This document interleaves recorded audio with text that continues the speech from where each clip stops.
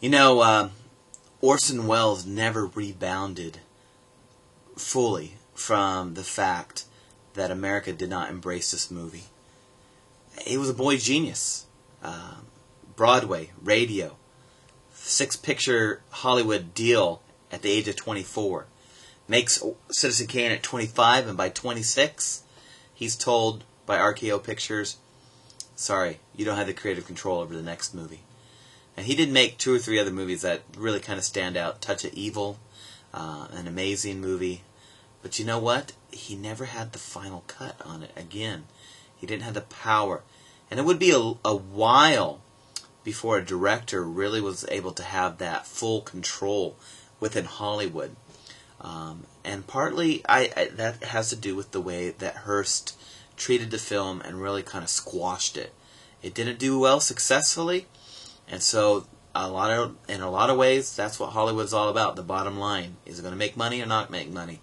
If it had made a lot of money, if it had been a blockbuster, I'm sure he would have regained or retained the power he had to be in control of his final picture. But that didn't happen. And in many ways, it kind of started to spiral out of control for Welles.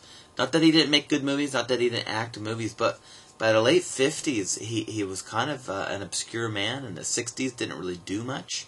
All the way up to his last picture in 1984, when he played a voice in Transformers, the movie, a cartoon. It's kind of sad, actually. But nonetheless, we have this movie. We have some of his other movies. And we go back to him and see the genius that he did offer us. I hope you're able to appreciate it. Some people watch this movie and go, what's that all about? But what I hope to do in these lectures is try to encourage you to look at the depth again. Go back if you need to and rent it. It's available a lot of times to buy or to rent. There's clips online. And really look at the picture and the lighting and the camera angles, even the acting, the makeup. I mean, they age. I mean, these guys are in their 20s and they look like old men, and they really don't look bad as old men. Then also listen to the sound. It's different. It's different than the other movies we've seen before. So take your time to look at those sort of things. And then also, as we consider it culturally, now we accept it. Now we like it. But back then, it was really put down. And isn't that the way it is? We often burn the prophet, and then years later realize that the prophet had a good message for us. And I'm not saying he's a prophet, but oftentimes when something comes at us that's different, that's cutting edge, oftentimes we don't, as a culture, accept it at the beginning. But years later, as it becomes a little bit more acceptable, as we slowly start to allow the new ideas and the new ways of doing things in, we look back and go, wow, that guy wasn't as radical as we thought he was. So those are some things I want you to consider.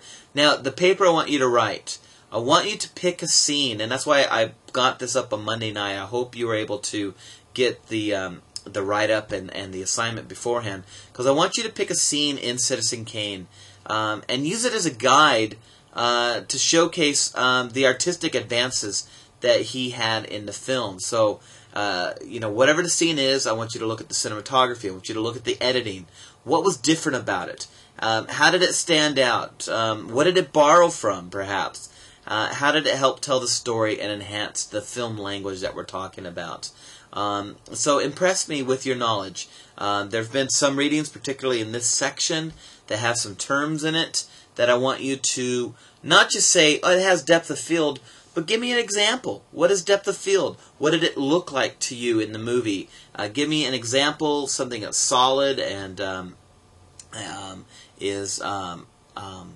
gosh, I'm sorry, I'm blanking out here. But something that is an example that's not just subjective or generic. And then I want you to use those concrete examples. That's the word I was looking for. And the terms that we're using. And you might have to find a copy of this. And I don't think it'll be too hard. If it is, talk to Denise. The copy is available for you to borrow or to go down to the school and watch. So anyways, I look forward to your paper. It's 3 to 4 pages. This is probably the last of the big papers outside of your final. And I really want to see that you're getting the idea of how this developed as an art form, and we'll go from there. So, anyways, if you have any questions, please contact me. I'll get back to you as soon as I can. Next week is going to be a fun one. We're going to be looking at Invasion of the Body Snatchers and Paranoia. I'm going to post here shortly a link that I want you to read before then, and we'll go from there. So thank you very much for your time and your consideration, and we'll talk to you soon. See you at the movies.